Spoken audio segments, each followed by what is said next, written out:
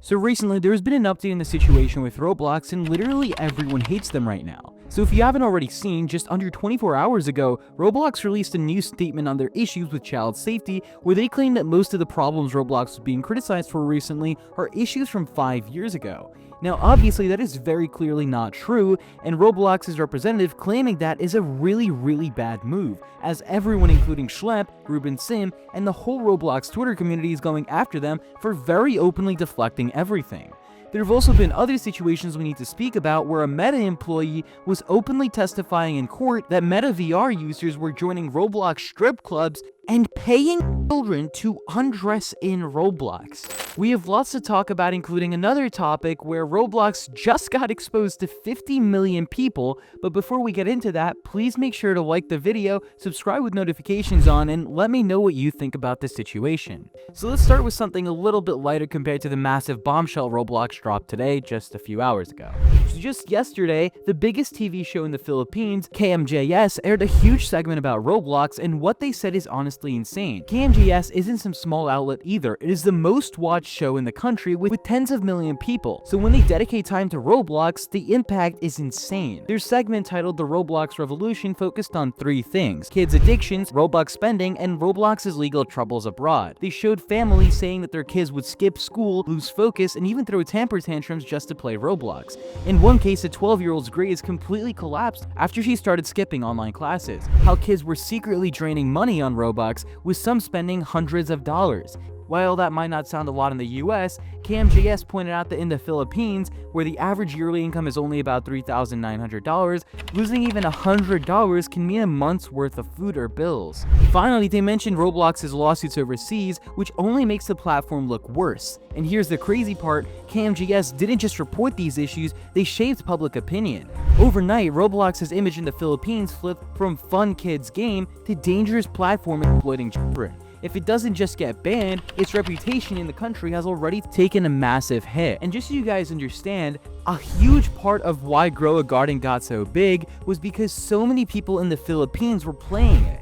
Now, I won't go ahead and claim that this is related, but if you take a look at Grow a Garden's player count, after this was called out, they haven't been able to hit 1 million players. Now moving on to the next situation, this one is even more disturbing. A Meta whistleblower named Miss K Savage testified in court about the harms kids were facing in VR.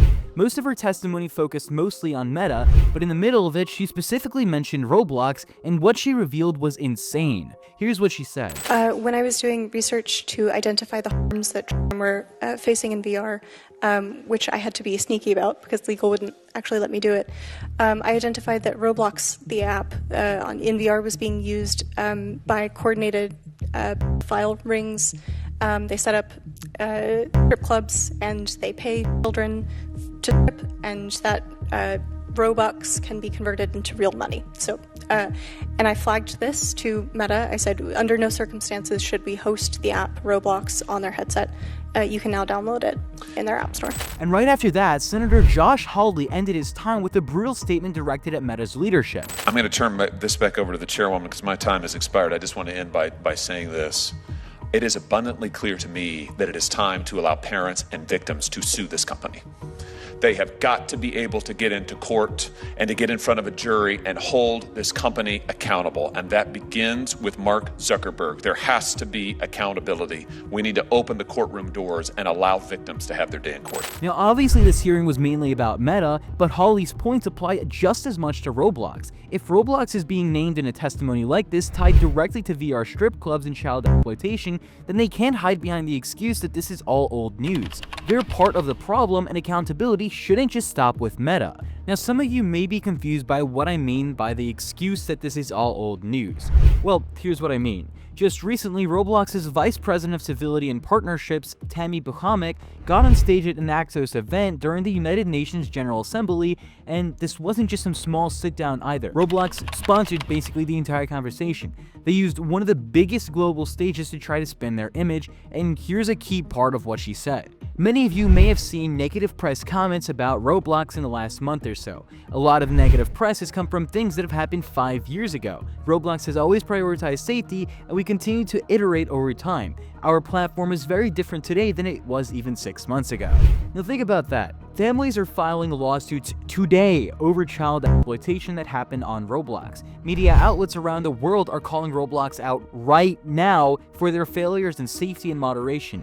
We literally just saw a court testimony mentioning Roblox being tied to VR strip clubs, and Roblox's top safety executive is standing on a stage brushing it off like it's all old news from 5 years ago. This is textbook deflection. Instead of actually addressing the harm that's still happening, Roblox's PR strategy is to minimize and distance themselves from it. Oh, that was years ago, we've changed. But here's the thing, if Roblox's problems were 5 years ago, then why do we keep seeing the same headlines in 2025? And let's not ignore the irony here. This whole talk was framed as Roblox showing how much they care about safety, while at the same time being completely blasted in lawsuits, news coverages, and even international TV programs for failing at exactly that.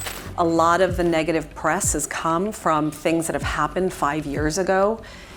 Roblox has always prioritized safety, and we continue to iterate over time. So our platform is very different today than it was even 6 months ago. Now, just to easily counter one of the main issues right off the bat, this is absolutely not true, and I can think of 5 reasons right away to counteract that point. Firstly, Matt Kaufman has been caught joining Roblox condo games and doing nothing about them for 10 months. That same condo game where the owner of those games was allegedly invited to RDC and somehow invited to be part of the Hatch event a few months ago. And that's not even to mention the Roblox predators that get basically caught every other week. Or to even get on top of that, Roblox is facing new lawsuits basically every month at this point. All of this stuff was from 5 years ago, my ass. On top of that, she also bragged about Roblox launching over 100 new safety features in the last year, as if that proves that the platform is secure.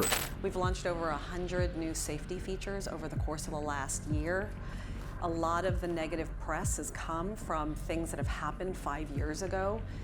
You could launch over 1,000 new safety features, but that will not mean that your platform is safe. Those features don't mean anything if predators are still getting through. That's like putting 100 locks on your front door while leaving the back door completely open. Another thing I want to point out is the stage itself.